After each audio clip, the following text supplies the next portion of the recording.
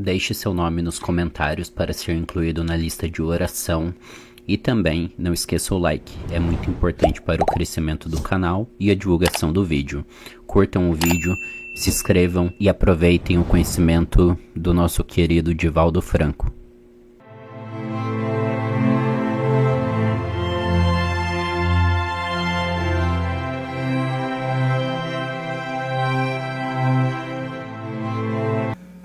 Senhoras, senhores, queridas irmãs, queridos irmãos espíritas, jovens, nossos votos cordiais de muita paz.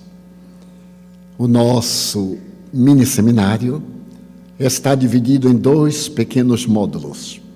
Dentro de 50 minutos aproximadamente, faremos um intervalo de 15 minutos e o concluiremos às 22 horas, conforme programado.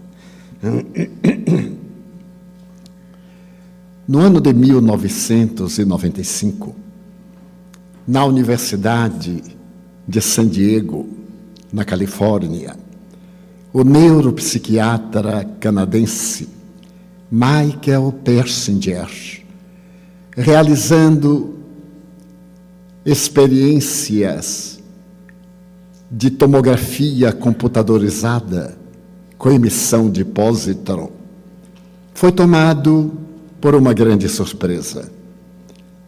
Porque ao escanear o cérebro de portadores de epilepsia e de esquizofrenia, percebeu a presença de uma certa luminosidade numa área superior do cérebro humano. Observando esta reação inabitual, ele convidou o neuropsiquiatra Vilayanur Rachamadran para que observasse o resultado daquela experiência de laboratório. E o Dr. Vilayanur, ao observar a luminosidade que se exteriorizava do cérebro, foi acometido de uma grande surpresa. E então exclamou: "Oh my God!" E no momento em que ele enunciou a palavra Deus, a luminosidade aumentou de volume. Ele deu-se conta. E a partir daquele momento, ele referiu-se a Deus em vários idiomas, inclusive em sânscrito, Rama. E toda vez que enunciava o nome de Deus, a luminosidade cerebral aumentava. Então, tocado por uma experiência científica, ele concluiu que existe no cérebro humano um ponto de luz, que ele denominava um ponto de Deus. As experiências prolongaram-se. E nesse ínterim, uma norte-americana, que é professora da Universidade de Oxford, na Inglaterra, atravessava um período muito difícil da sua vida. Ela havia publicado um livro que se tornou best-seller, porque além de psicóloga, dedicava-se também a outras investigações. E notou que aquela proposta que lhe havia sido feita para uma abordagem científica em linguagem popular havia alcançado a meta a que se destinava. A editora convidou-a para que escrevesse um segundo livro. Ele pagou uma parte antecipadamente. Então, nesse momento, a admirável psiquiatra, depois de fazer uma viagem ao Oriente, experimentou uma depressão profunda. E nesse estado de depressão, a sua produtividade intelectual começou a cair. E ela optou por fazer psicoterapia com um colega da cidade. Foi nesse ínterim, enquanto estava na depressão e atormentada com o dever de escrever o livro, de que já fora beneficiada com parte do pagamento, ela resolveu visitar os Estados Unidos. ela houvera ouvido falar a respeito das experiências de San Diego. Naquele período absolutamente materialista, não podia conceber qualquer hipótese de uma causalidade transcendental para o universo.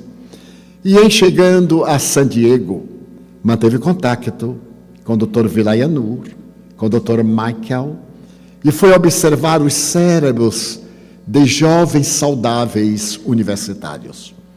E deu-se conta que o ponto de luz, o ponto de Deus, era mais profundo do que se poderia imaginar.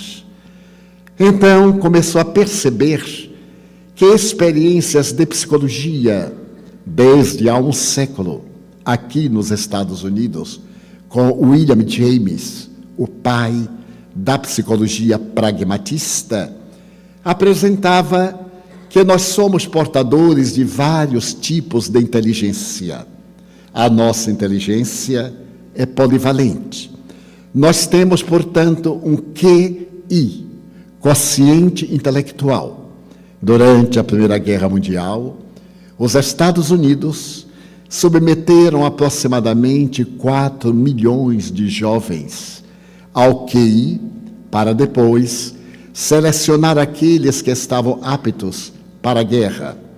E o QI passou a ser a medida de inteligência de todos nós durante quase 80 anos. Até que surgiu uma experiência curiosa.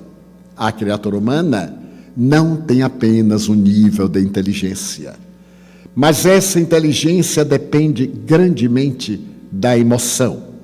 E surgiu o quociente emocional. Pôde-se constatar psicologicamente que as pessoas que mais triunfavam não eram necessariamente as mais inteligentes, as portadoras de QI muito elevado. Invariavelmente, o indivíduo que tem um QI muito elevado é misantropo, é introvertido e, de certo modo, subestima os outros, que não têm a mesma capacidade de raciocínio. Enquanto que aqueles que têm um nível mais ou menos normal de inteligência e têm facilidade emocional são mais triunfadores. Na lista Forbes dos indivíduos mais ricos do mundo, o número maior de agraciados nem sempre é daqueles de inteligência muito elevada, senão os portadores de uma emotividade bem controlada. Então, a notável cientista começou a perceber que nós possuímos também uma inteligência espiritual. William James havia falado que a inteligência variava. O indivíduo pode ser um excelente matemático e não ter a menor possibilidade de tornar-se um bom filósofo. Outro pode ser um excelente estudioso de química, de física, e detestar a literatura. Então a inteligência tem direcionamentos. E foi graças a isto que ela se deu conta que há uma realidade transpessoal na criatura humana. E essa realidade transpessoal é uma inteligência espiritual. Estabeleceu, então, o QS. Porque se colocasse inteligência espiritual, um QI, iria confundir-se com o QI de inteligência intelectual. Então, utilizando-se da palavra inglesa spiritual, ela criou o QS, pessoas portadoras de inteligência espiritual. E por gratidão à vida, ela escreveu um livro que se denomina Quociente Intelectual e libertou-se da depressão. A gratidão foi o estímulo para que ela pudesse lograr um trabalho exitoso e proporcionar à humanidade uma visão do espírito fora da teologia. Era no laboratório de ciência que se podia constatar que nós somos seres transpessoais. E mais recentemente, em Pensilvânia, um grupo de investigadores conduziu a este país 12 médiuns brasileiros para serem examinados no estado de lucidez, no estado de transe mediúnico ou de transe pela auto-hipnose. E constataram que no estado de transe mediúnico, várias alterações cerebrais demonstram que eles se encontram no estado alterado de consciência, confirmando que o transe mediúnico não é patológico, como se acreditava no fim do século XIX e até mais da metade do século XX. Esse estado de transe é um estado paranormal. A mediunidade passou a ser respeitada e no Código de Saúde Mental foi retirada a chancela de que a mediunidade era um transtorno de conduta, era um estado histérico, um estado esquizofrênico ou epiléptico. E hoje a moderna sociedade de psiquiatria norte-americana considera válida a experiência de natureza mediúnica, porque é somente através dela que se pode provar a existência do ser imortal. Por essas pesquisas admiráveis, nós somos gratos à vida. E nós, espíritas, em particular e em especial, nutrimos uma profunda gratidão por esses investigadores que, através da área fria dos mecanismos científicos e tecnológicos, comprovam a imortalidade da alma, a comunicabilidade dos espíritos e a causalidade inteligente do universo. É a psicologia da gratidão. Toda vez quando falamos em gratidão, vem à nossa mente o ato de retribuir. Alguém nos faz uma gentileza e nós retribuímos. Consideramos-nos pessoas gratulatórias, pessoas gentis. No entanto, Confúcio já afirmava há vários séculos, mais de 2000 anos, que nós deveríamos fazer o bem, mas nunca devemos esperar gratidão. Porque gratidão não é um sentimento de retribuição, é um sentimento muito mais profundo que deve existir em nosso mundo íntimo a fim de nos dar alegria. Carl Gustav Jung, o pai da psicologia analítica, estabeleceu que a pessoa que tem gratidão vive muito mais do que a pessoa que é ingrata e que é soberba. E há 2 anos, a Universidade de Miami realizou uma longa experiência numa enquete e demonstrou que todo indivíduo que é grato é gozador de saúde. Gratidão dá saúde. E ingratidão leva à doença. Por um fenômeno psicológico. Toda vez que nós cultivamos pessimismo, ingratidão, ódio, rancor e guardamos culpa, o nosso cérebro produz toxinas. E essas toxinas envenenam-nos, levando transtornos ao organismo respiratório, ao aparelho digestivo, à nossa realidade psicológica. Então, gratidão é saúde. O espírito Joana de Ângeles, há 3 anos, fazendo uma análise da psicologia humana, propôs a ética da psicologia da gratidão. Deveremos ser gratos ao ar que respiramos, gratuitamente, à água que sorvemos, à beleza encantadora da natureza. E quase nunca nos damos conta de todos esses bens que estão ao alcance da nossa vida. Mas logo reclamamos se chove, se não chove, se houve um incidente, se não houve, porque a nossa constituição egotista afasta-nos do discernimento de uma vida saudável. Todos desejamos saúde, trabalhamos pela aquisição da saúde. No entanto, nosso comportamento psicológico e psíquico é um comportamento de uma natureza e de outra autodestrutivo. Gostamos de guardar mágoas, gostamos de ter ressentimentos e a adoramos ser pessoas especiais, temidas, o que significa odiadas. Porque todo indivíduo que é temido no lar, no trabalho, não pode gerar simpatia. Todos o respeitam por temor e todos o odeiam por desprezo. É necessário que façamos uma mudança de comportamento e, por alto amor, desenvolvamos o sentimento da gratidão. Para que o tema se nos torne muito ameno, eu tenho uma amiga que começa a preparar os presentes de Natal no mês de setembro. Ela vai comprando, vai preenchendo a lista e no dia 5 de dezembro ela começa a distribuir. E à medida que ela vai recebendo a devolução dos outros, ela anota o preço do presente que mandou e calcula o preço do presente que recebeu. Se o presente que recebeu foi de menor valor, a pessoa sai da lista. Ela própria me contou e disse: Edivaldo, veja quanto eu sou agradecida.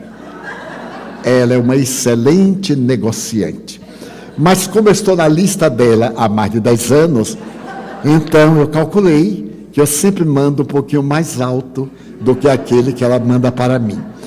Então o conceito de gratidão é deturpado por esse jogo de interesse, de investimento, com o disfarce de generosidade.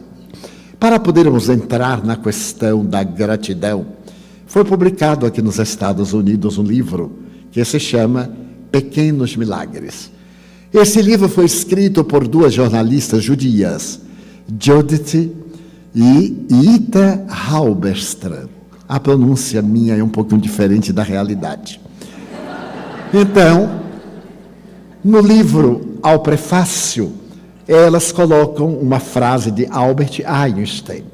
Einstein dizia: na sociedade há 2 tipos de indivíduos. O primeiro deles, aqueles que não acreditam em milagres. E o segundo tipo, aqueles que acreditam em milagre. Eu faço parte do segundo grupo, acredito em milagre. Não o milagre que violenta as leis do universo, mas a esse milagre de acontecimentos inesperados, de ocorrências, a esta lei extraordinária das coincidências. Vamos pela rua pensando numa pessoa e ao dobrar a esquina encontramos a pessoa. E então dizemos: mas eu vinha pensando em você. E eu também. Jung chamava a lei da sincronicidade. Nós espíritas chamamos da intuição. Pouco importa o nome, mas é um milagre. É quase um milagre este acontecimento improvável, cuja possibilidade é muito remota. Com esta apresentação, elas narram vários casos que são verdadeiramente milagrosos, quase que impossíveis de acontecer dentro da craveira comum. Por exemplo, nos anos 60, quando o movimento hippieísta tomou conta da América, da Europa e logo depois do mundo, em Cleveland, Ohio, um jovem de 20 anos, descendente de judeu, está conversando com seu pai. O Sr. Hinckles é um sobrevivente do Holocausto judeu. E o jovem, Joey, diz-lhe com toda aspereza: papai, eu tenho que sair da América. Eu detesto o sionismo. Eu não gosto de ser judeu. Estou cansado, papai. Quero viajar à Índia. Quero conhecer o mundo. Você colocou uma importância numa conta bancária em meu nome. A minha namorada também, Sara, pensa como eu. E nós resolvemos viajar à Índia. Aquela Índia dos marajás, dos gurus. Foi o período do amor e da flor que terminou na conquista da AIDS, pelo sexo desvairado. E então o pai, Adam Hinckles, foi tomado de espanto e perguntou: Joey, você é meu filho único. Depois do holocausto da nossa raça, eu vim para a América, eu sou sobrevivente.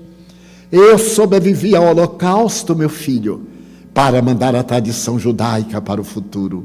Abraão falou que nossos filhos, nossos descendentes, seriam tantos quanto os grãos de areia das praias do mundo. E você deve estar brincando. Você odeia o judaísmo, meu filho? Sim, papai. Eu odeio o judaísmo.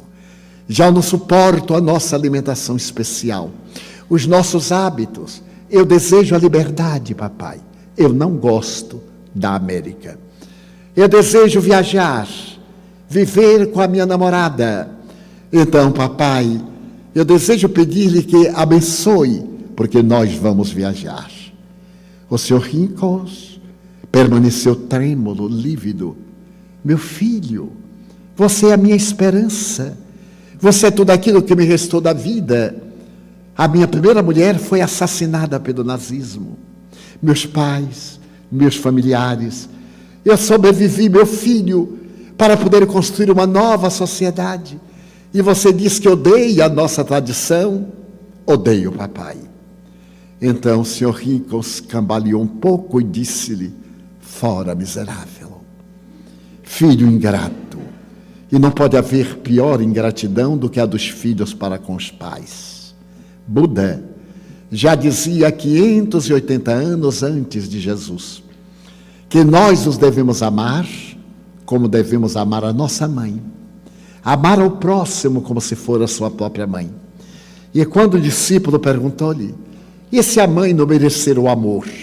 A mãe, disse Buda, sempre merece o amor. Porque se ela é uma mãe perversa, uma mãe alcoólatra, uma mãe vulgar, ela é uma mãe doente. O fato de não o haver abortado merece a sua gratidão a esta mulher que lhe deu a vida. Quando o filho é ingrato, não há justificativa, porque ser pai, ser mãe, trata-se de um ministério divino, são co-criadores com Deus. Mas se por acaso eles foram maus e perversos, o problema é deles, não é problema nosso. A dificuldade é deles, não é dificuldade nossa. Então, é necessário que nós tenhamos este sentimento de gratidão ao lar onde nascemos. Sem desejar fazer autobiografia, quando minha mãe me concebeu, eu estava com 44 anos, em pleno climatério, na menopausa. E naquele tempo, faz tanto tempo, ela começou a sentir uma coisa estranha. Meu irmão mais próximo tinha 5 anos. Ela foi ao médico e disse que estava com hidropisia. O médico olhou-a, porque no passado os médicos eram um pouco de místico e de cientista. Batiam aqui. Era uma coisa notável. Não acertavam nunca, mas batiam. E nós nos sentíamos muito familiares. Hoje, quando chegamos ao gabinete médico, ele olha e nos dá uma relação e diz: traga todos os exames. E também não acerta nunca. Ele olhou, bateu aqui, bateu ali e disse: dona Ana, a senhora não está com hidropisia, a senhora está grávida. Ele disse: mas grávida nesta idade? Ele disse: pois é, tem alguém aí apressado que está querendo chegar. Mas eu aconselho a senhora a abortá-lo. Deve estar entre 2, 3 meses. A senhora é muito frágil. Teve 12 partos e 3 abortos naturais. Não vai aguentar mais um filho. Então eu farei uma curetagem e a senhora ficará livre para cuidar dos seus 12 filhos vivos. Porque se este vier, provavelmente a senhora não terá um parto feliz e poderá morrer. Ela, com a maior modéstia, disse: doutor, eu prefiro morrer a matar meu filho. Então eu não abortarei, haja o que for. Era eu. Eu sou, portanto, o filho quase abortado e sobrevivente. Ao completar 86 anos no próximo mês de maio, como eu bendigo esta mulher corajosa, que me proporcionou uma vida extraordinária, rica de bênçãos para mim próprio. Se ela me tivesse abortado, eu a odiaria. E me transformaria num obsessor terrível, porque ela me fechou a porta da existência. Então o aborto é um crime injustificável. Ainda mais nos dias de hoje, quando dispomos de vários mecanismos preventivos que nos podem impedir do crime hediondo do aborto provocado. Desta forma, amar a criatura humana como se fosse sua própria mãe. Daí a ingratidão dos filhos inscreve-se como um dos crimes emocionais mais graves perante a lei da vida. Se alguém aqui tem uma mãe que não procedeu muito bem, um pai que era ébrio ou qualquer coisa que justifica o ressentimento, telefone para ele, fale com ela. Eles estão necessitando de seu carinho, porque de repente morrem e nós passamos a ter culpa, um ressentimento íntimo, uma mágoa. Nada melhor do que podermos dizer a alguém: eu perdoo você. E se não tiver a coragem para perdoar, eu desculpo você. Porque às vezes não conseguimos perdoar. Aliás, psicologicamente perdoar é não devolver o mal que nos fizeram. O Evangelho diz que é necessário esquecer a ofensa, mas essa questão não é moral, é mental. Nem sempre podemos esquecer o que queremos. Quanta coisa gostaríamos de esquecer e não conseguimos. E quanta gostaríamos de lembrar e não conseguimos. Então, nós podemos desculpar, pelo menos, e dar uma nova chance à nossa mãe, que foi leviana, que foi ingrata, que não soube ser mãe, que nos jogou fora, a nosso pai, que nos abandonou no momento da concepção, mas ele inscreveu-se como um devedor perante as divinas leis.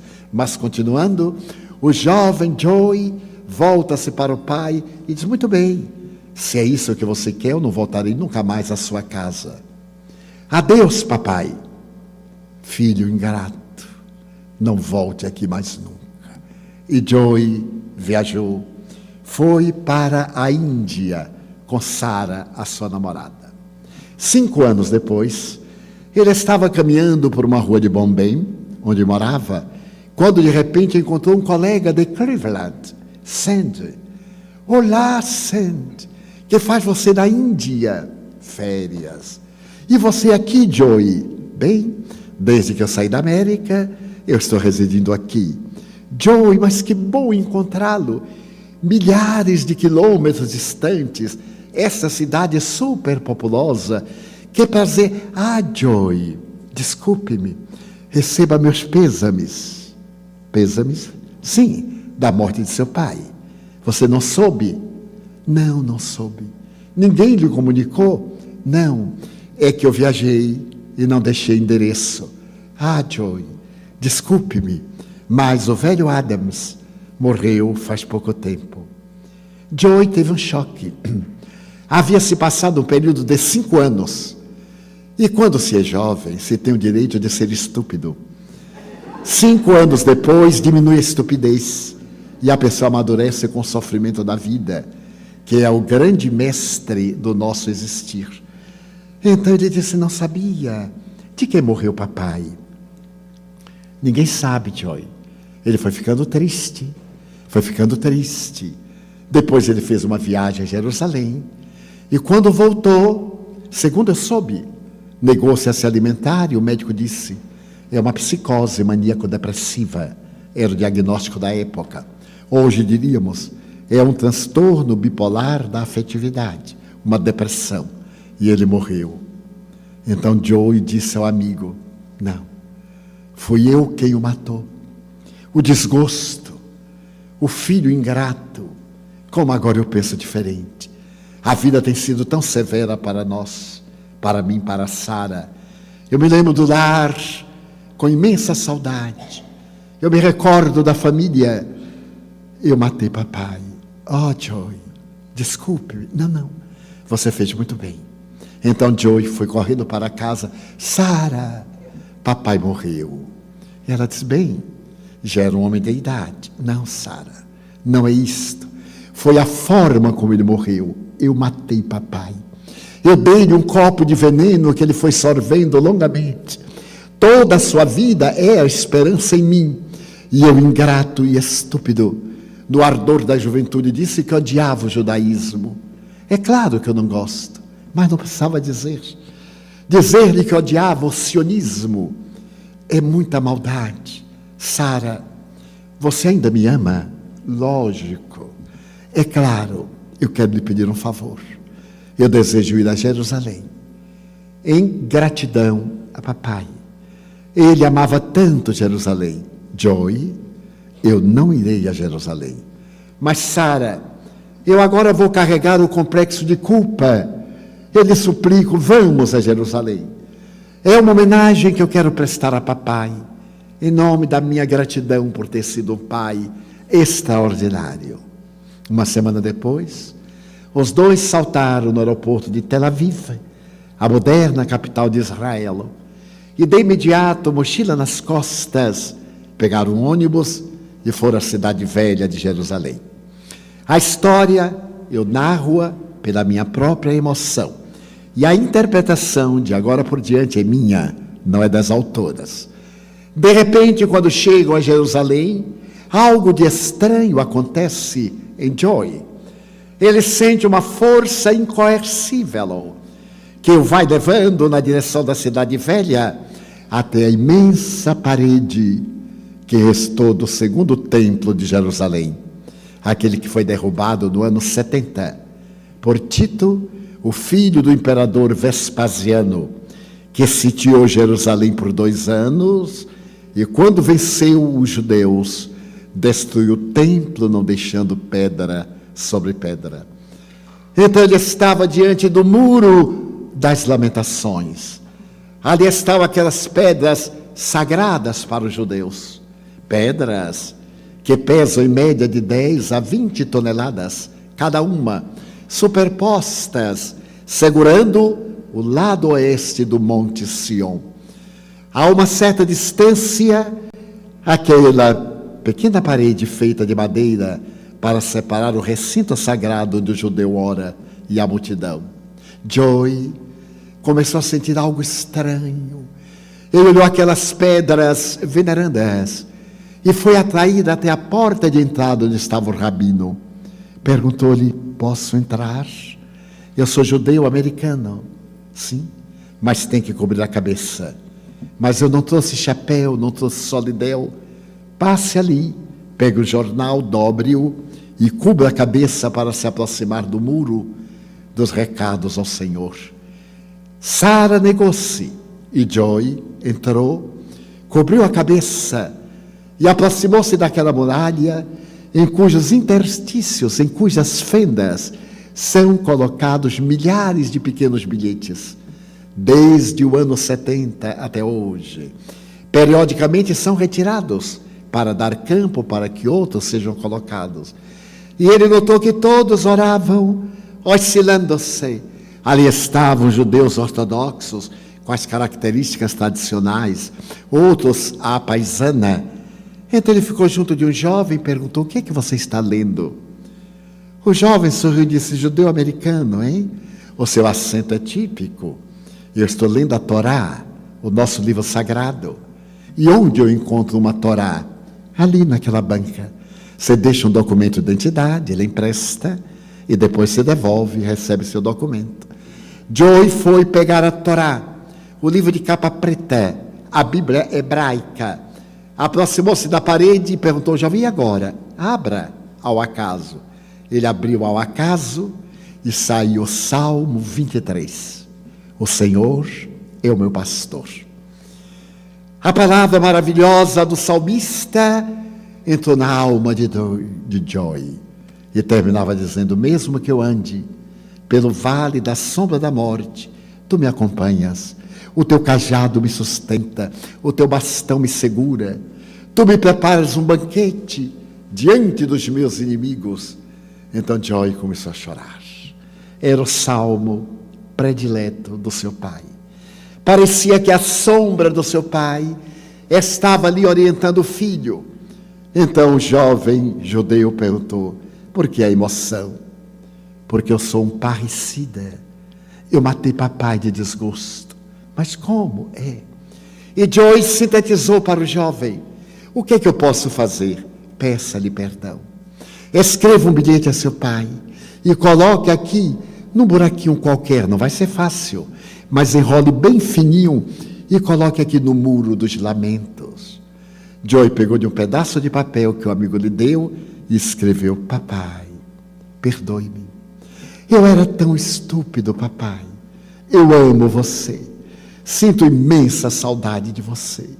Perdoe-me, papai. Eu tenho uma gratidão profunda por você.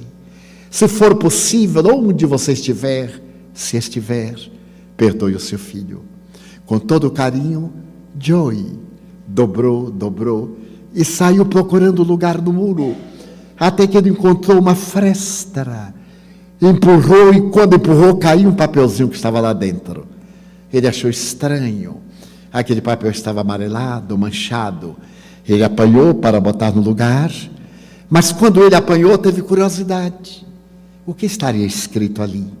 Ele abriu o papel e ficou estarrecido. Joey, meu filho, eu venho aqui lhe pedir perdão. Desde que você se foi, estou morrendo, Joey, de saudades. Perdoe o seu pai. Nós, os idosos, somos muito intransigentes. Quando ele mandou embora, eu não quis mandar embora, Joey. Eu irei morrer de remorso por haver sido duro com você. Perdoe-me, meu filho. Com grande ternura, seu pai, Adams Rinkles. Ele ficou estarrecido. Centenas de milhares de papeizinhos. E a sua mão foi exatamente onde estava o papel que seu pai escrevera um ano antes. Então ele disse para o jovem, leia. Veja que coisa surpreendente, um milagre. Isto é um milagre. O jovem leu e disse, é um milagre. E agora o que você vai fazer? Não sei. Não tenho a menor ideia.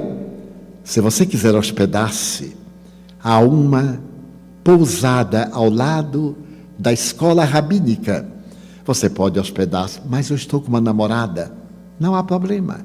Você fica na seção masculina, ela na seção feminina, e depois vocês tomam decisão. Ele se reanimou, correu, entregou a Torá, saiu com o jovem Sara, meu novo amigo. Ele me está apontando uma pousada aqui perto. Eu não irei. Eu prometi vir a Jerusalém. E agora quero voltar.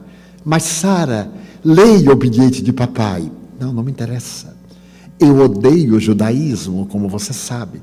Mas Sara, eu tenho culpa e quero reabilitar-me.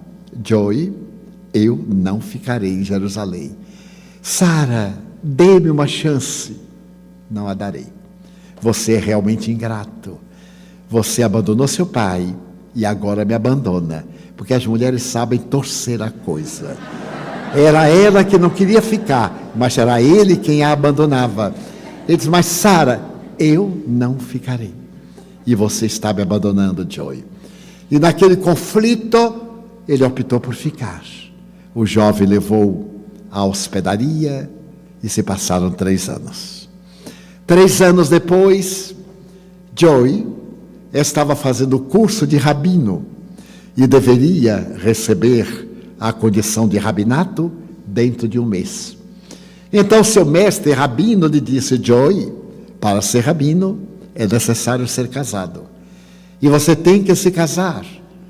Mas eu não tenho namorada. A minha namorada é Sara. E Sara voltou para a Índia. Joey, a minha mulher é uma excelente casadora.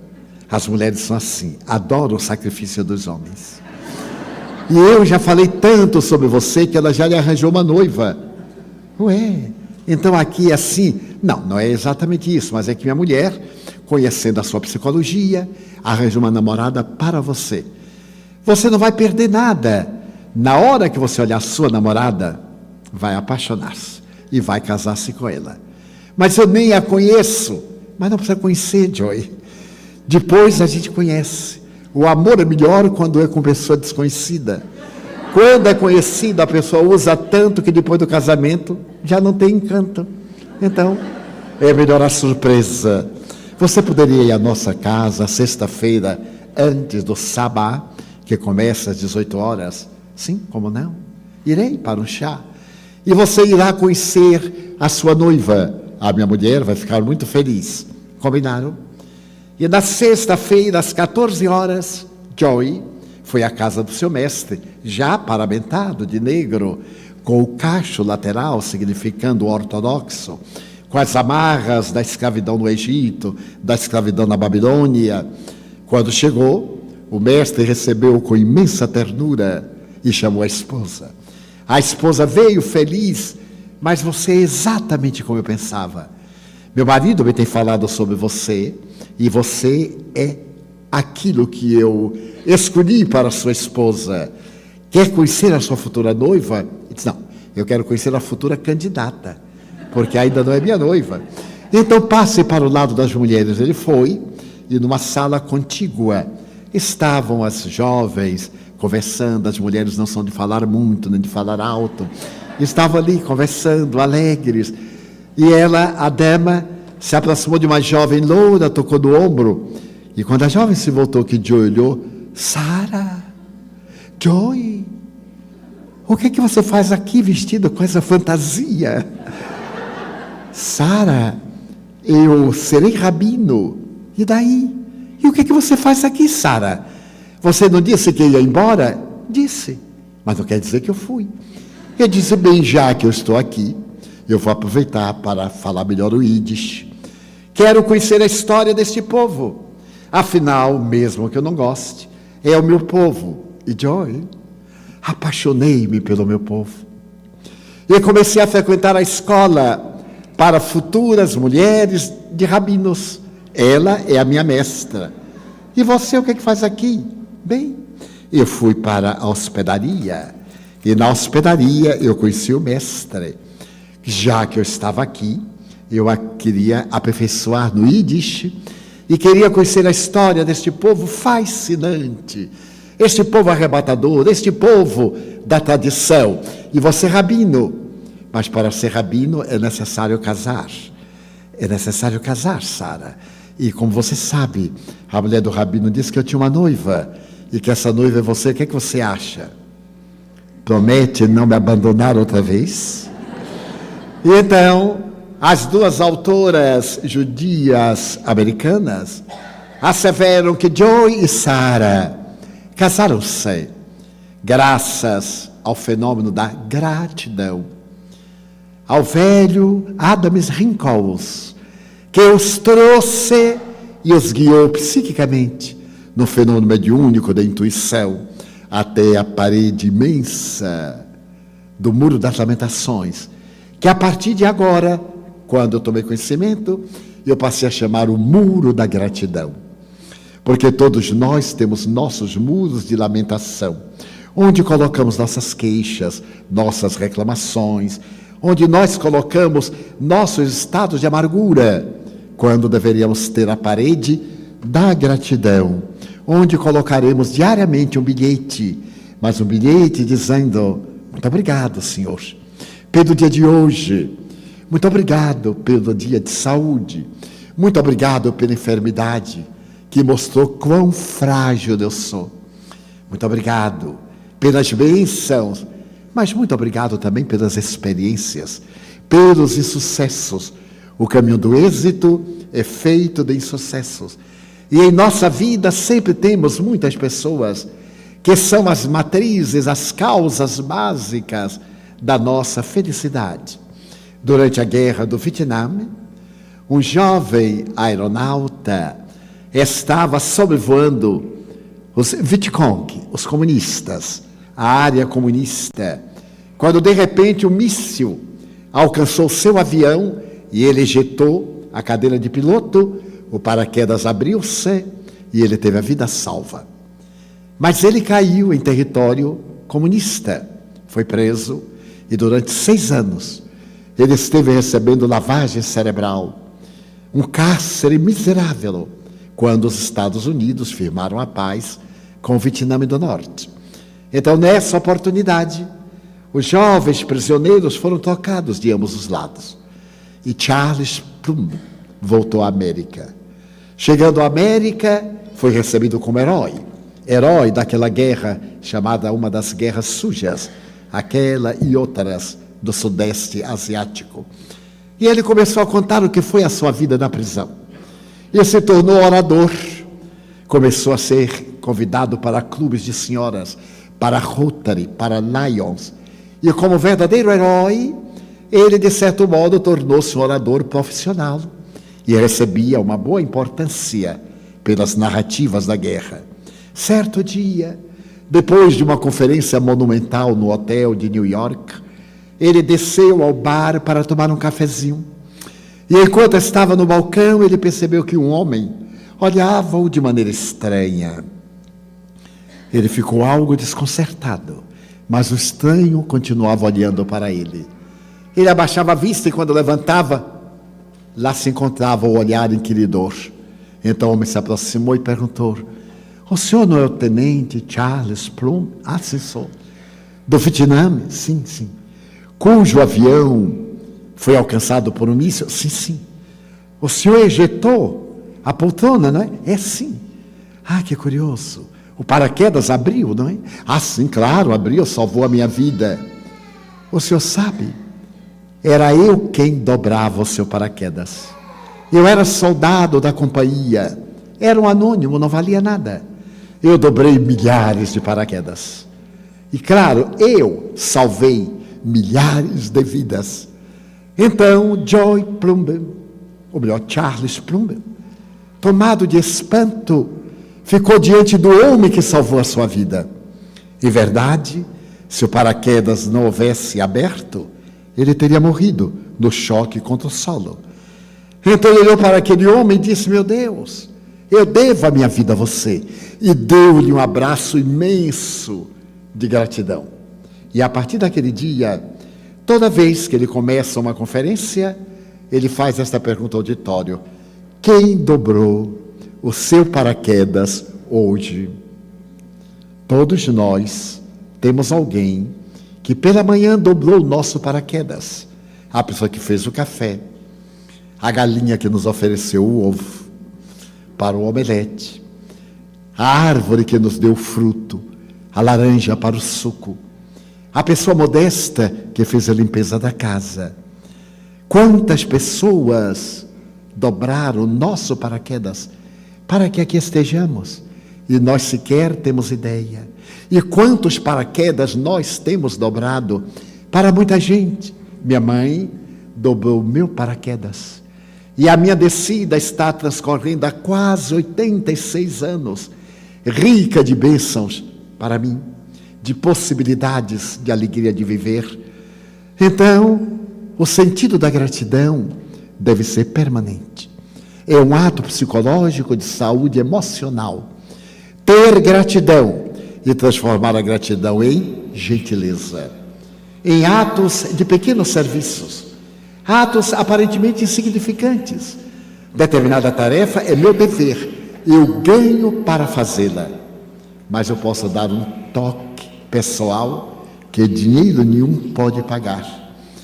É curioso notar que aquela jovem afro-americana, do dia 1º de dezembro de 1955, que saiu da Macy's, depois de costurar até exaustão, em pleno inverno, em Montgomery, no Arkansas, ao pegar o ônibus e sentar-se na parte dos negros, não podia esperar que, à medida que o ônibus foi sendo lotado, um branco se aproximasse e pedisse o lugar. Era obrigatório dar o lugar ao branco. Mas naquela tarde, não. Rosa Parks estava muito cansada e negou-se. Ela havia pago a passagem. Aquele era o lugar dos negros. Então ela não se levantou. O ônibus foi para a delegacia de polícia. Ela foi fichada. Teve que pagar uma fiança, porque não deu lugar ao branco. Ela recorreu então ao pastor da sua igreja, naquela semana próxima do Natal, e explicou para ele a tremenda humilhação. E ele teve um sonho. Aquele homem negro era Martin Luther King Jr. Ele teve um sonho. Então ele pediu a todos os habitantes de Montgomery, afro-americanos, que fizessem uma trégua contra a companhia, que não pegassem ônibus. E eles andavam milhas de casa até o local do trabalho. Os ônibus transitavam vazios. Depois de 15 dias, a companhia, que estava com prejuízo enorme, apelou para que eles voltassem aos ônibus. Eles recusaram-se.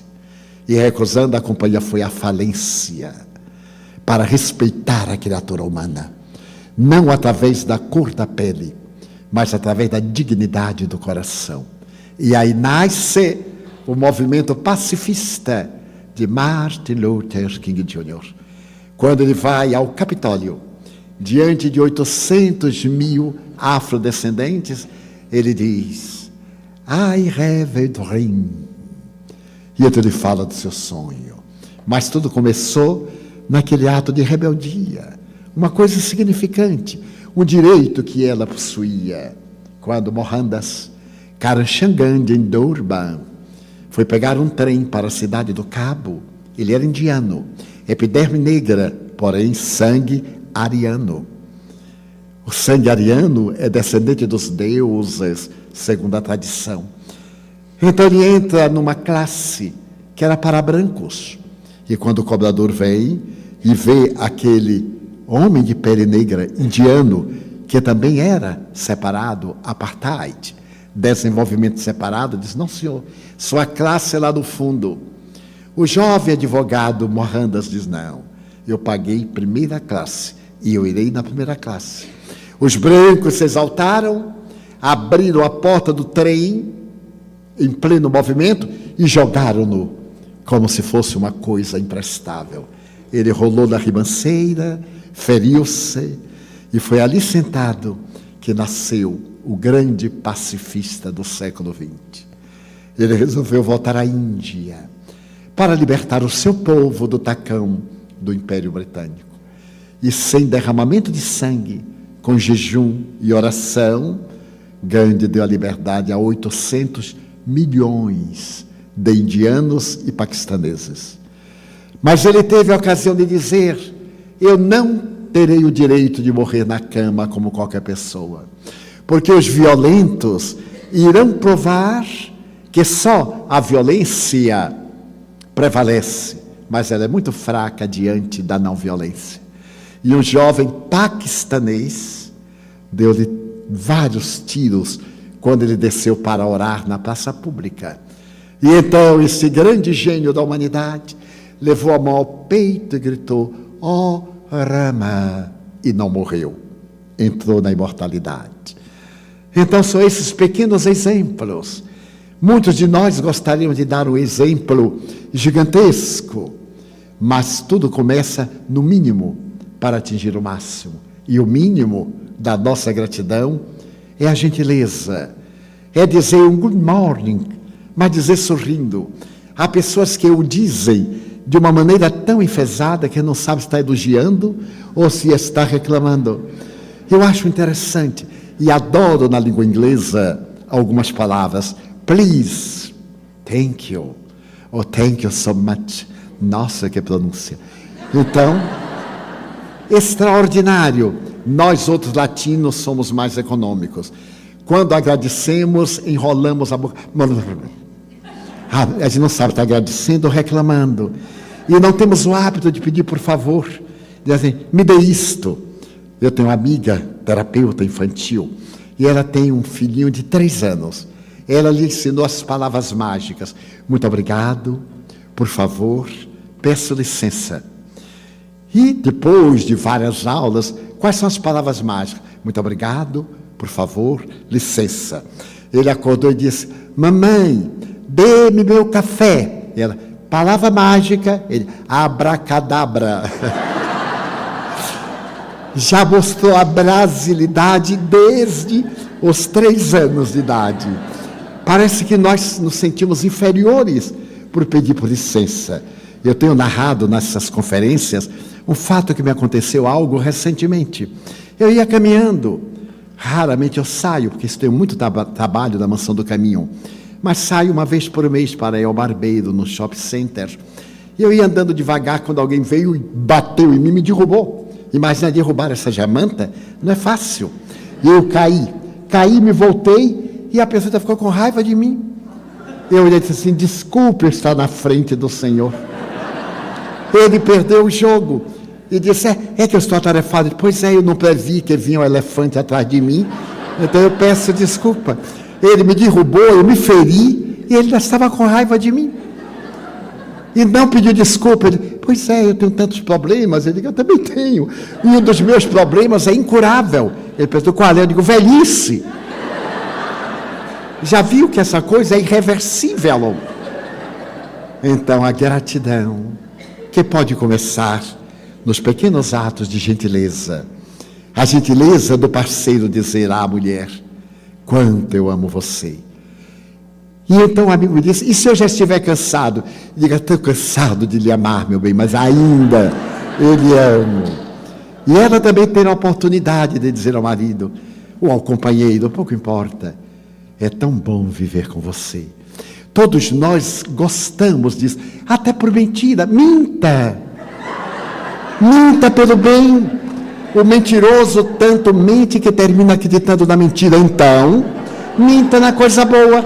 Vai repetir tanto que um dia, ai, descobre. Faz-me lembrar um amigo muito curioso. Ele estava tomando remédio para a memória e ficou com uma memória espetacular. E isto eu assisti. Ele conversando com o outro, na sua casa, nos convidou para o lanche. Eu também estava presente. Ele disse, fulano, desde que eu comecei a tomar vitamina D com outro produto, a minha memória está espetacular. Aí o amigo perguntou, como é o nome do remédio? Olha, o nome do remédio voltou-se para a esposa e então perguntou, como é o nome daquela flor que tem a haste longa com espinho? Aí o amigo disse, Rosa. Ele, Rosinha. Era o nome dela. Como é o nome do remédio? O nome do remédio. Ele havia esquecido, inclusive, o nome da mulher depois tomou o remédio. Mas então são as pequenas gentilezas que dão cor à nossa vida. É necessário colocar primavera em nossa vida, em pequenos gestos. Se a pessoa nos trata mal, problema dele. Não demos importância, porque a pessoa está com problemas psicológicos. Nós iremos agora fazer a nossa pequena pausa. Vamos continuar. Todos nós anelamos pela felicidade. E a felicidade, escreveu um poeta brasileiro, é um pomo que pomos aonde não estamos. E sempre estamos onde não a encontramos. Então nós temos as pessoas que são escravas do que têm. Quanto mais acumulam, mais desejam possuir. São pessoas que sofrem a sede da água do mar. Quanto mais sorvem a água, mais sede têm, porque a água é salobra. Existem aqueles que são escravos do que não têm. Utilizam-se de duas condicionais para serem felizes. Eu só serei feliz quando me casar. Isso era no meu tempo. Agora eu só serei feliz quando me divorciar. Aqueles que utilizam do relativo se, eu só serei feliz se conseguir tal coisa. É a chamada felicidade hedonista, que se celebrizou na Grécia graças ao filósofo Epicuro. Epicuro dizia que a felicidade consiste em ter, porque quem tem, pode. Quem pode, compra. Quem compra, goza. Mas é a felicidade da boca para baixo. Comer, dormir e fazer sexo. Ainda hoje encontramos pessoas que são hedonistas ou epicuristas, que tendo bastante comida, dormindo bem, tendo bastante conquistas, sentem-se cansadas, não felizes. Porque quando nós comemos muito, temos indigestão, não felicidade. Quando dormimos muito, ficamos amolentados e não felizes. E quando praticamos muito sexo, ficamos impotentes e não felizes. É só observar. Eu noto, por exemplo, nos banquetes, as pessoas comem, ficam exaustas, depois, ai, como me arrependo, estou, permitam-me a gíria, entupido. Uma pessoa entupida não é uma pessoa feliz. E o amigo contou-me, curiosamente, um fato que me pareceu notável. Porque alguém estava sentindo-se mal, ele disse, vá ao banheiro, introduza o dedo na garganta e elimine. E a vítima respondeu, você acha que cabe o dedo? Se coubesse, eu comia mais uma banana. Então, é a felicidade do ter, do estômago. E dormir, naturalmente os neurônios necessitam de um refazimento para as neurocomunicações. Mas o dormir dentro de uma medida que não dá felicidade, dá bem-estar. E o sexo? Não é o sexo em si, porque os animais praticam sexo por instinto e não tem nenhuma sensação. Às vezes, tem desagradáveis sensações, porque em alguns animais o sexo é doído. Então, o hedonismo não pode ser base da nossa vida. Surgiu um outro filósofo que dizia que a felicidade é não ter nada. Porque quem tem medo de perder. E é verdade. Eu vejo, às vezes, os grandes leilões. A pessoa compra uma tela por 140 milhões de dólares. Como o célebre grito de Munch, a tela hoje mais cara do mundo. Pequenina. É apenas um homem com a boca aberta. Então foi comprada por alguém secreto, que está guardada num cofre secreto. E que a pessoa vê de ano em ano, abre o cofre, olha e fecha o cofre. Não é possível. É um estado de afirmação da personalidade. Para que todos saibam que tem a peça, que tem o diamante. Quem é que usa hoje mais uma joia no Brasil? Usa imitação. Eu me recordo que a princesa Kate ganhou do noivo, o príncipe da Inglaterra, o herdeiro do trono, um anel, uma pedra preciosíssima, que também não era dele, era da coroa. E logo uma rede de joalherias lançou o mesmo anel em formato popular, 70 pounds, e vendeu quase 2 milhões. Então, além da pedra falsa e a pedra verdadeira, só um olho clínico. Mas o pobre, a pobre que não podia ter aquela pedra preciosa, tinha uma imitação.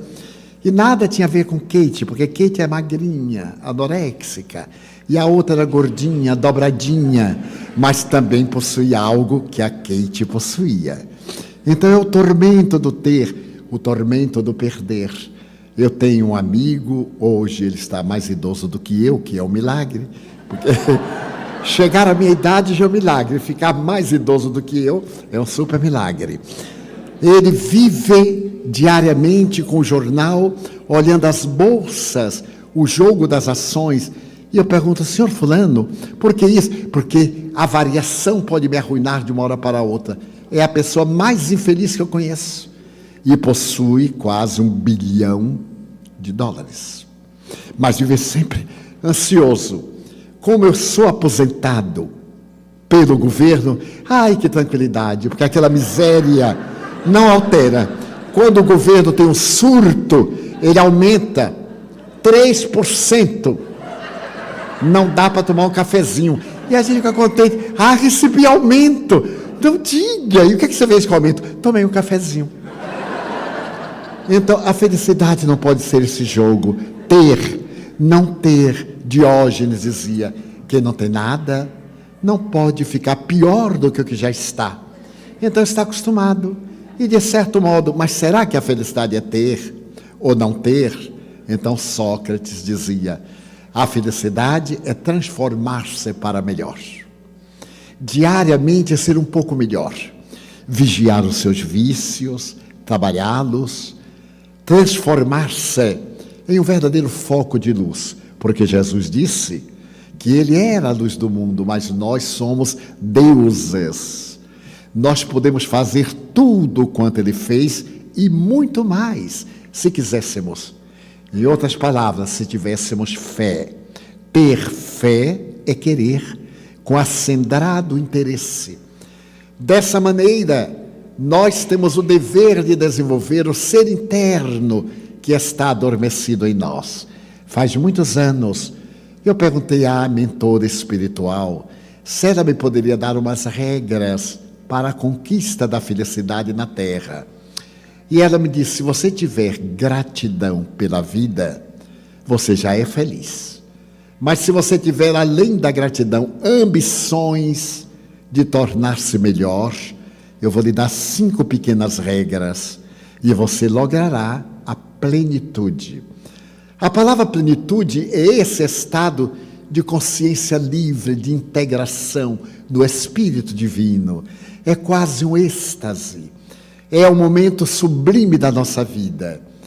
Durante toda a longa existência, eu tentei entrar em êxtase, mas as minhas imperfeições não me deixavam a mente libertar-se dos impositivos da razão.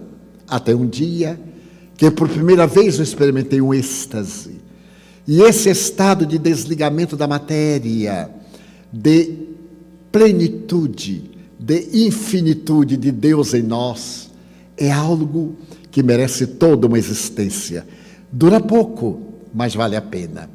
Então ela me disse, estabeleça nestas 5 regras a ética da sua plenitude, porque são leis divinas. Primeiro, a vida é bela. Muitas vezes os olhos com que fitamos é que estão com lentes escuras. Eu ouço pessoas quando morre um ser querido dizerem, até o dia está triste hoje. Como a pessoa está melancólica, projeta aquela sombra de dor e tudo parece triste. Mas a vida é bela, exuberante. Faça sol, chova, caia neve, seja época de estio, a vida é bela. Diariamente, quando desperto, e na minha idade, quando a gente desperta, tem que se beliscar, porque pode ser que te esteja despertando no além. Porque velhote sempre dorme e acorda do outro lado.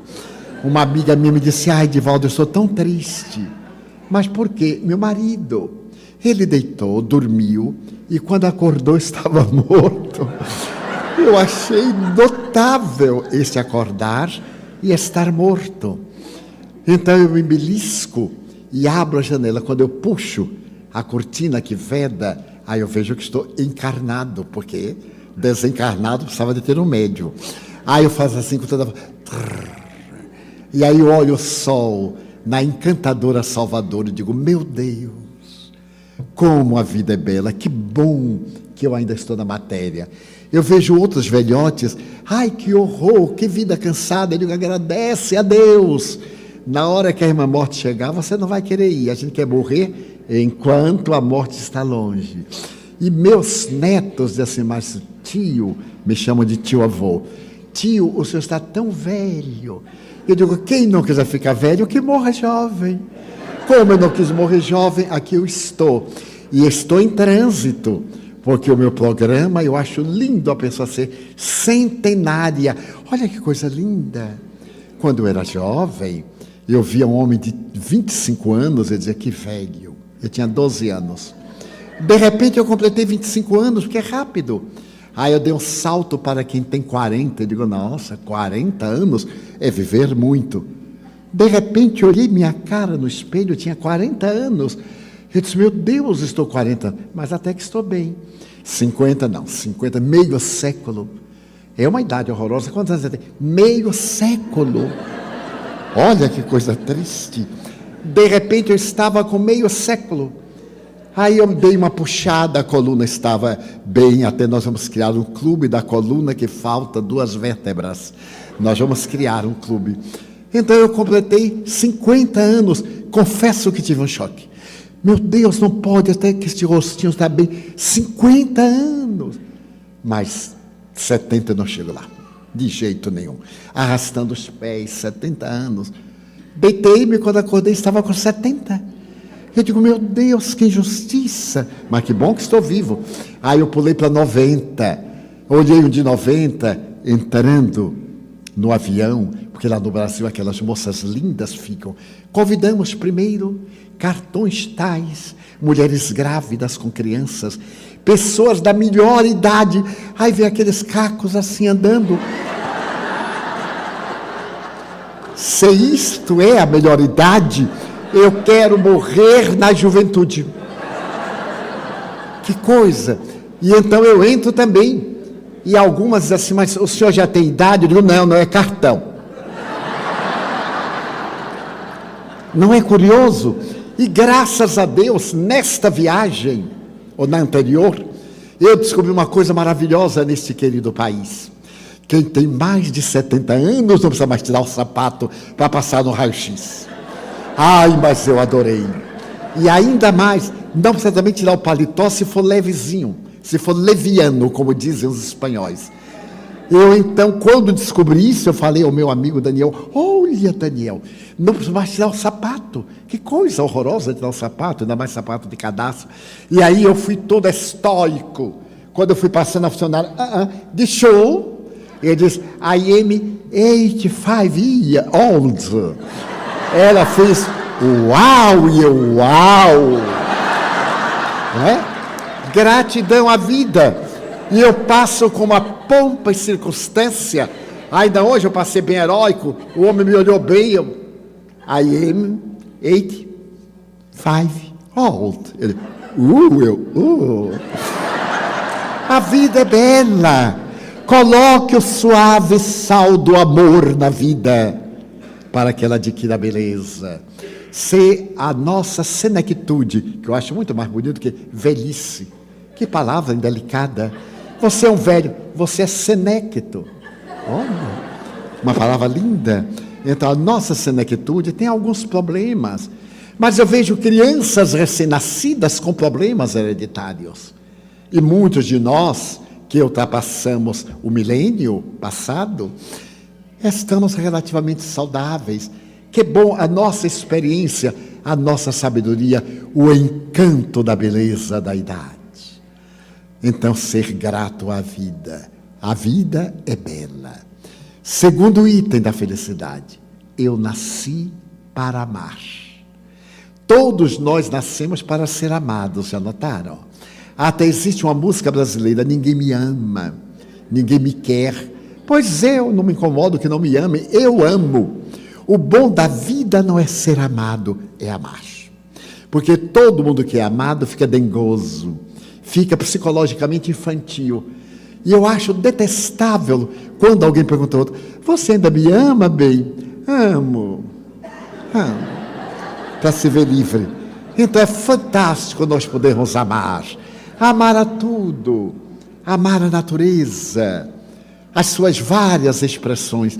Quando eu chego neste país das flores, nesta cidade, que vejo essas flores miúdas e tão vulgares lá no Brasil. Vejo aqui jardins lindos.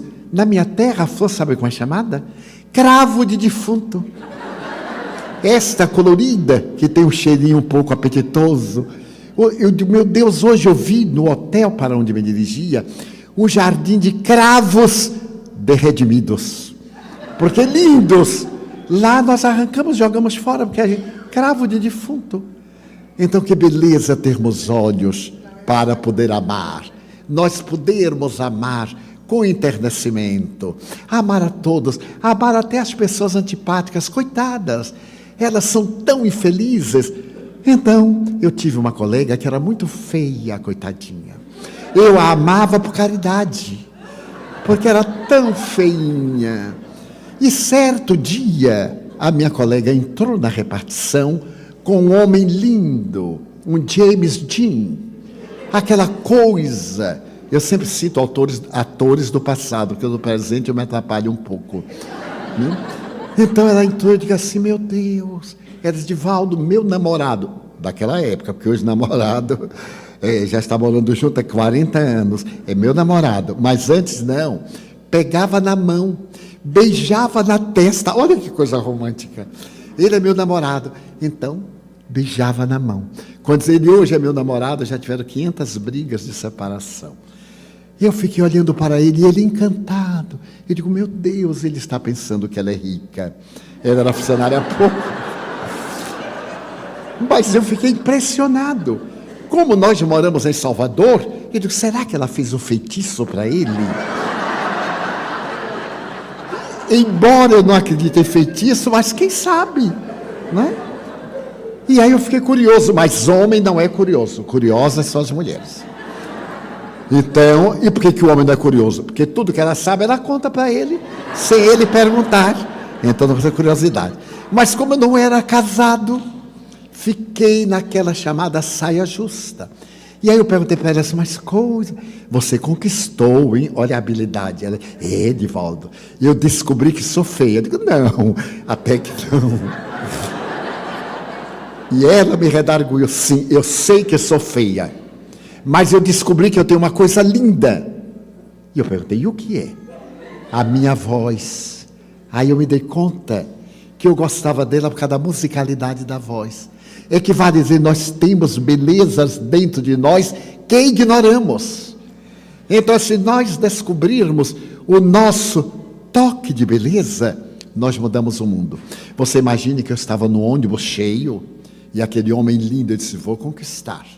Cheguei bem junto dele e disse assim, licença. Ele, vai saltar aqui? Eu disse, sim. Posso acompanhá-la? Não sei se papai está em casa. Ele acompanhou, estava no laço. Então, Divaldo, quando eu estou junto dele, eu não o deixo nem respirar, sempre falando. Porém, falando neste ritmo, neste embalo. Casaram, meus amigos. Tiveram filhos lindos. E ela está agora na minha idade, ficou linda. Porque o amadurecimento dá uma beleza interior. E a gente esquece da casca. Já notaram que no Brasil há uma palavra terrível. A palavra bonitinho ou bonitinha. Quando a pessoa não é nem feia nem bonita, é bonitinho. É horrível essa palavra. Ela ficou bonitona, porque o exterior acendeu uma chama de alegria, a maternidade, a convivência, a companhia de um homem devotado, de um homem bom. E um dia eu perguntei a ele, o que foi que mais lhe encantou nela? Porque ela é uma moça prendada, palavra antiga, prendada, é uma pessoa de conhecimentos. O que foi que mais lhe cativou? Não sei, Divaldo. Ela tem uma ternura, era a voz, ele não identificou. Ela tem uma ternura cativante. Quando a minha mulher conversa comigo, eu sinto uma emoção tão peculiar. Eu não disse nada, digo realmente. Ela é encantadora. Daí nós nascemos para amar, não para ser amado. É óbvio que o ser amado nos dá muita alegria, mas a meta é nós amarmos. Porque quando nós amamos, o organismo produz na saliva da língua uma substância que nos dá saúde. Essa substância trabalha na digestão, chama-se que delicadeza da divindade. Essa imunoglobulina é uma substância da saúde para o aparelho respiratório. Então as pessoas que riem, que amam, produzem muita imunoglobulina. Os enfesadinhos produzem muitas substâncias deletérias no cérebro e são sempre pessoas doentes. Daí nós nascemos para amar. Terceiro, nós nascemos para servir.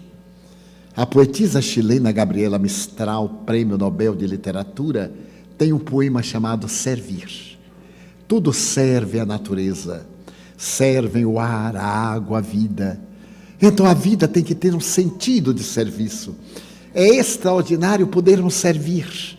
Lá na Mansão do Caminho, que é um bairro colocado, que é uma instituição colocada num bairro muito violento, nós fazemos a campanha da limpeza para poder educar o bairro. E diariamente eu saio na hora em que os alunos estão em movimento, catando papel na rua. É uma coisa curiosa. Eu vou caminhando abaixo, pego papel, não tio, eu ajudo. Eu digo, não, esse trabalho é meu. Mas o senhor tem que pegar, já que vocês não pegam, eu então pego. E daí agora lançamos a campanha. Quem encontrar um papel na rua ganha um prêmio. Qual é o prêmio? Pega o papel e coloca no lixo. Porque é uma honra servir. E isso na mente infantil teve um efeito espetacular. Então perguntaram, tio, e se a gente catar o papel na cidade, lá no bairro? Aqueles saquinhos plásticos horrorosos, que o vento rasga, que os cães rasgam, o vento leva. Então nós estaremos ganhando? São os anjos da limpeza. O nosso bairro vai entrar no concurso do bairro mais asseado da cidade de Salvador. Por causa da campanha infanto-juvenil, de pegar papel no chão e colocar na cesta, porque nós temos várias cestas de lixo presas ao poste, e mandamos colocar no bairro outras por nossa conta, para criar que nós nascemos para servir. Vejo pessoas que tem uma funcionária, traga um copo com água, traga meu sapato, traga isso. A pessoa fica aleijada. Nós temos a auxiliar, o auxiliar, não o escravo. Então eu nunca peço água à funcionária. Eu levanto e vou buscar água. Que me custa? Se eu de ficar na rua correndo, fazendo jogging, eu caminho dentro de casa que estou fazendo jogging. Sem suar, sem ter problema, sem ser agredido na rua. Então vejam que sutileza. Eu nasci para servir. Quarto item. O mal que me fazem não me faz mal. O mal que me faz mal é o mal que eu faço, porque me torna um homem mau. Se alguém me faz um mal, não me faz mal, só faz se eu aceitar. Se alguém sair daqui dizendo assim, mas o Divaldo é um psicopata, eu continuo exatamente como estou. Agora se eu disser assim, não sou psicopata, não sou, já fiquei. Então eu não aceito o presente desagradável. Quando alguém nos dá um presente, nós aceitamos se quisermos. Se não quisermos, devolvemos o presente. É uma ética tão simples. São pequenas lições que nós esquecemos de filosofia profunda. Então alguém não gosta de nós. Que bom para nós. E que ruim para a pessoa, que toda vez que nos vê tem dor de cabeça. Mas quando somos nós quem não gosta, que é mal. Porque quando a gente vai pensar assim, ai meu Deus, já começou. Olha o cara que eu tropecei. Eu tenho contado uma experiência muito curiosa, que é fastidiosa para quem já ouviu, mas que é do dia a dia. Eu estou sempre viajando. Desde que me aposentei, há 30 e poucos anos, eu viajo sem cessar. 260, 280 dias por ano. Então, estou sempre nas filas do check-in, pela madrugada, 5 da manhã, que para nós é um dia claro em Salvador. E estou sempre alegre, porque eu tenho alegria de viver, porque eu sou espírita. Eu encontrei o mapa da mina, e não fiquei no mapa, eu encontrei o tesouro, encontrei o véio aurífero, e encontrei as gemas preciosas da paz, da alegria de viver, da harmonia, da certeza de que não existe a morte, de que os seres queridos voltam, também eu voltarei. Então isso me dá uma plenitude. E eu estava na fila alegre, rindo. Na terceira fila estava o senhor que gritou de lá, ei, por que é que está rindo? Eu disse, eu não acredito. 5 da manhã em jejum, tropeçado nesse, mas eu continuei rindo. E ele, ei, você aí, você está rindo para mim ou está rindo de mim? E eu então meneei a cabeça, olhei na direção dele e disse, não estou rindo para o Senhor, nem estou rindo do Senhor. E por que está rindo? Por que não está rindo de mim? Porque eu sou cego, meu amigo, eu não posso estar rindo do Senhor. Todo mundo caiu na gargalhada dele, está brigando com o cego. Ele ficou desconcertado, saiu, veio até mim, chegou assim, passou a mão e eu fiquei cego. Não pestanejei. Imagina, entre tomar uma bofetada e ficar cego, eu optei pela cegueira. Então eu disse, mas seus olhos são claros. Eu devia ter ficado calado, mas não fiquei, porque baiano não cala nunca. Eu disse assim, sim, os olhos são claros, mas o nervo óptico, eu conheço esta voz.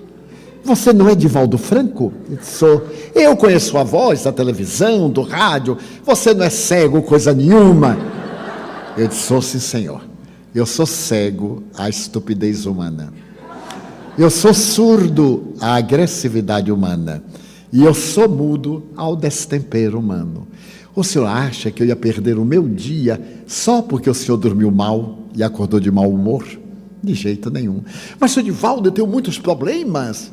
Ele disse, quem não tem problema? Problema é desafio. Só não tem problema o esquizofrênico, porque ele é problema.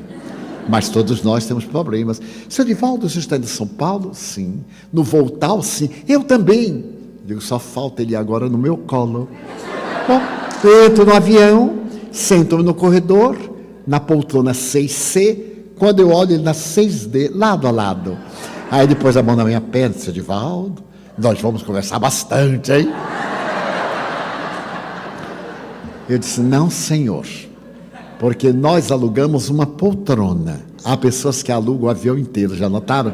Entram, gritam, fulano, e faz o maior carnaval como se o avião fosse dele. Mas ele só alugou uma poltrona. Não tem esse direito. E outros, quando vão se levantar, metem a mão assim na cara da gente, puxa a poltrona para levantar, arranca o cabelo da gente, e a gente nem olha, porque se a gente olhar, fala, por quê? Ele é o dono do avião. Quando a poltrona tem braço, a gente deve levantar na vertical, não na horizontal. Mas isto vai demorar um pouquinho. Então eu disse, não senhor, não podemos conversar para não perturbar as pessoas. Mas, senhor Divaldo, eu queria lhe contar os meus problemas e vou aproveitar o avião, porque a gente subindo está mais perto dos guias. E o homem continuava. Eu então tentei uma técnica. Eu pus a mão no joelho dele e disse assim, durma, durma. E aí eu descobri que eu sou hipnotizador e ele dormiu. Eu não vou nem dizer a palavra aqui, senão os senhores dormem e acaba o seminário. Quando o avião chegou a São Paulo, 2h15 e bateu no solo, ele acordou assustado. Senhor Divaldo, eu digo, calma, já chegamos. Já chegamos? O que é que me aconteceu? Eu digo, desencarnou e reencarnou. Está tudo em paz. Estava excitado. Ai, que bem me fez, senhor Divaldo. Eu poderia ter brigado com este homem que queria me proibir de rir. Como é que pode? Proibir o outro de estar contente. Então, o mal que me fazem não me faz mal. O mal que me faz mal é o mal que eu faço. Quinto item, a alegria de viver. A alegria de viver é uma maravilha. Eu me recordo de uma anedota, permitam-me, que um bêbado foi passando pelo cemitério e escutou uma voz dizendo, socorro, eu estou vivo. O bêbado olhou e percebeu que a pessoa estava se movendo.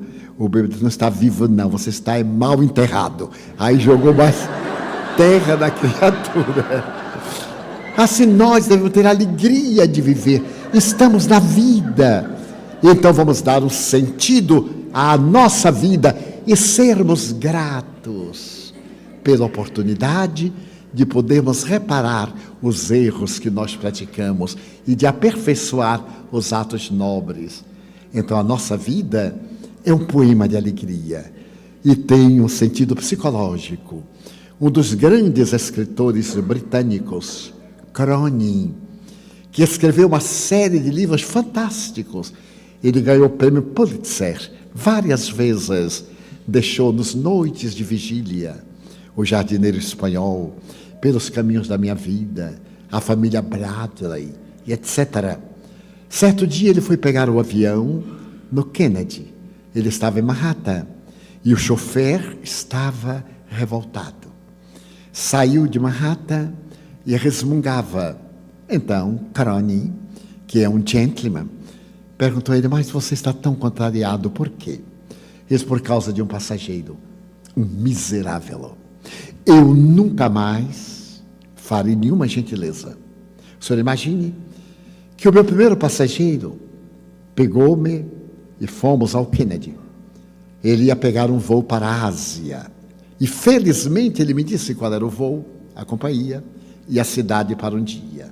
Levei-o ao Kennedy, ele saltou no terminal e quando eu voltava, eu percebi pelo retrovisor que ele havia esquecido a pasta com os documentos atrás. Eu parei no acostamento, abri a pasta, tinha $10.000. O passaporte, o bilhete. Eu fui até o próximo retorno, vim ao Kennedy, fui ao estacionamento, peguei a pasta dele e corri na direção da empresa. E ele estava aturdido, com as 2 malas, mão na cabeça, que disse: Senhor, a sua pasta, o senhor esqueceu-a no carro. Ele me olhou como se eu tivesse furtado a pasta dele. O infame não me disse uma palavra, arrebatou a pasta. $10.000 em dinheiro, seus documentos à passagem. E me olhou estranhamente, deu-me as costas. Eu nunca mais farei isto. Como eu sou um homem honrado, quando alguém esquecer algo no meu táxi, eu vou ao incinerador público e jogo no fogo, mas não devolvo mais. O poder da ingratidão. E então, Crone perguntou: mas por que você ficou tão revoltado? Você fez o seu dever. Mas ele devia pensar que eu trabalho numa empresa e que eu gastei combustível, paguei estacionamento e não fui ressarcido. Eu não queria que ele me desse dinheiro, mas pelo menos pagasse o táxi. Eu voltei de metade do caminho. E isso eu vou pagar por ele, o ingrato. Nunca mais. Então Crone deixou que ele fizesse a catarse, que ele eliminasse a mágoa. E quando saltou, pagou-lhe o que registrava e deu-lhe no envelope uma importância. E disse: olha aqui, em nome daqueles que são gratos, eu represento o outro lado da medalha, o outro lado do espelho, a gratidão. Aí está o valor do combustível daquela viagem e algo mais como estímulo para que você continue sendo grato. Então o chofer parou, olhou e disse: muito obrigado. Então a gratidão é tão enriquecedora. Na minha jornada, ainda jovem, um dia eu estava na cidade e vi uma senhora que saltava com uma perna amputada, apoiada num pedaço de madeira. Aquilo me deu um constrangimento. Eu tive vontade de pegar um táxi, que era muito raro na época e muito caro para meu nível. Mas atravessando a rua, demorando tanto, eu me aproximei e perguntei: a senhora vai para onde? Ela deu o nome de um bairro periférico, muito difícil. Eu disse: a senhora vai assim? Ela disse: meu filho, não tem jeito. Vou pegar o bonde, o streetcar. Então, eu disse: meu Deus. Mentalmente eu verifiquei quanto eu tinha no bolso. Eu disse: fica aqui um pouquinho na esquina. Fui o chofer de táxi e ganhei uma lição preciosa. Porque eu disse para ele assim: quanto o senhor faria uma corrida daqui até o bairro tal? Ele deu o preço. Naquele tempo não tinha taxímetro. Eu disse: que pena, eu não posso. Ele disse: para quem era? Para o senhor? Eu digo: não, é para levar aquela senhora. Ele disse: sua mãe? Eu digo: não, nunca a vi. E vai levá-la? Eu digo: sim, porque é um dever. Ela estava no hospital, amputou a perna, teve varíola. E então eu fiquei tão tocado. Eu gostaria de levá-la, mas não posso. O senhor tem quanto? Ou melhor, você tem quanto? Eu disse o que tinha. Olha aqui, você vai fazer a caridade? Ele disse: não, nem é caridade, é gentileza, é um dever. E aquele chofer modesto me disse: se você pode fazer isso, por que eu não posso também? Vamos dividir? Você paga o combustível e eu dou o que seria o lucro. Vamos levar a velhota? Eu me comovi até as lágrimas. O ato da beleza da vida. Então ajudei, eu sentei no carro com ela. E o chofer foi cantarolando, porque baiano canta muito bem. Foi cantarolando. Chegamos ao pé do morro onde ela morava e disse: até aqui, não podemos subir. Então ela estava muito emocionada e me disse: foi a primeira vez na vida que alguém fez algo por mim. Eu quero o seu nome. Eu perguntei: mas para quê? Ainda não chegamos à sua casa.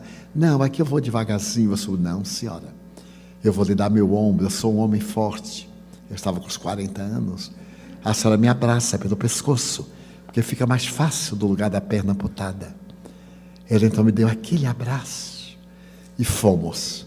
Quando chegamos à porta da casinha modesta, ela me disse: dê-me seu nome, para eu orar por você por toda a minha vida. Muitos anos depois, eu me encontrava num momento muito difícil, de preocupações, de problemas, de desafios, e estava orando, quando de repente eu vejo uma imensa luz, como um spotlight, e de dentro sai um ser, distende as mãos, e eu percebi que não tinha perna direita. Era uma senhora, parecia uma fada dos filmes de Walt Disney. Ela distendeu as mãos e perguntou assim: lembra de mim? Eu digo: lembro-se, senhora. Eu venho lhe agradecer, meu filho, por aquele gesto. Um mês depois, eu voltei para casa. Ela desencarnou. Eu sou imensamente feliz, nunca me esqueci de você. Quero pedir-lhe licença para, a partir de hoje, caminhar pela sua rota, ajudando os infelizes. É um poema à vida, um poema de gratidão. É uma referência, porque todos nós podemos fazer e fazemos talvez muito mais. Muitos dos senhores têm feito muito mais.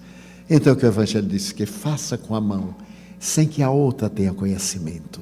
E nós, os espíritas, aqueles que frequentamos sessões mediúnicas, que nos permitimos que os espíritos nos incorporem, os que sofrem, que os libertamos da ignorância, da obsessão, da tragédia, da dor, bem-aventurada seja a mediunidade dedicada ao esclarecimento dos infelizes. A vida é um poema, que nós aprendamos a agradecer, que deixemos por um pouco pedir, que deixemos por algum momento reclamar e digamos: meu Deus, eu quero dizer-te que eu amo a vida, que para mim é bela e é consentida. Muito obrigado, Senhor, por tudo que me deste, por tudo que me dás. Obrigado pelo ar, pelo pão, pela paz. Muito obrigado pela beleza que os meus olhos veem no altar da natureza. Olhos que fitam o céu, a terra e o mar, que acompanham a ave ligeira que voa, fagueira pelo céu de anil, e se detém na terra verde, salpicada de flores em tonalidades mil. Muito obrigado, Senhor, porque eu vejo o meu amor, mas diante dos meus olhos eu descubro os cegos, que tropeçam na multidão, que vivem na escuridão, que caminham na solidão. Por eles eu oro, e a Ti eu imploro com miseração, porque eu sei que depois desta vida, na outra lida, eles também enxergarão.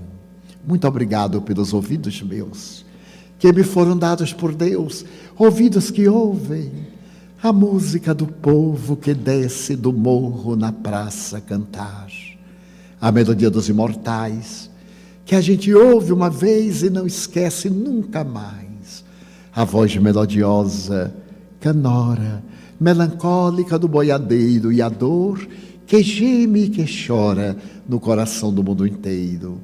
Pela minha faculdade de ouvir, pelos surdos eu te quero pedir, porque eu sei que depois desta dor, do teu reino de amor, eles escutarão.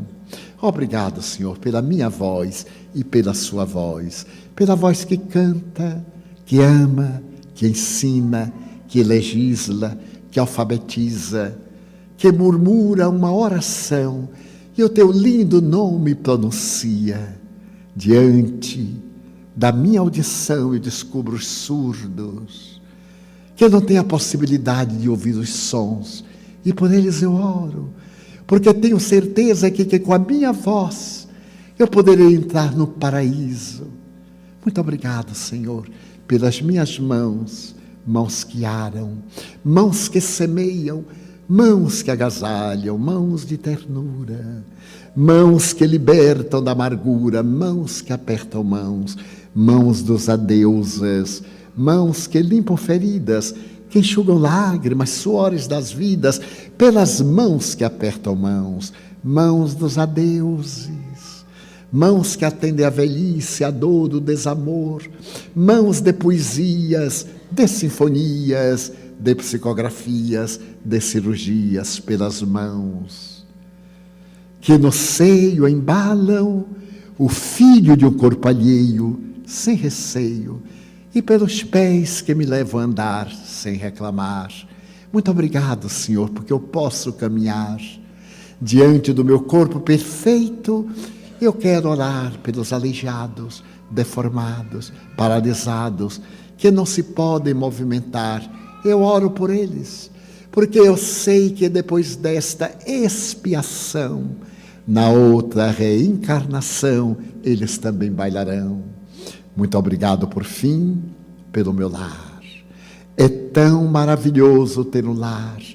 Não é importante se este lar é uma mansão, uma favela, um ninho, uma cama no caminho, um bangalô, um duplex, seja o que for, mas que dentro dele haja a presença do amor de mãe ou de pai, de mulher ou de marido, de filho ou de irmão, a presença de um amigo, alguém que me dê a mão, pelo menos um cão, porque é muito triste viver na solidão. Mas se eu a ninguém tiver para me amar, nem um teto para me agasalhar, nem uma cama para repousar, nem aí eu reclamarei. Pelo contrário, eu direi: obrigado, Senhor, porque eu nasci. Obrigado, Senhor, porque eu creio em Ti. Pelo Teu amor, obrigado, Senhor, pela sua atenção. Muito obrigado, senhores.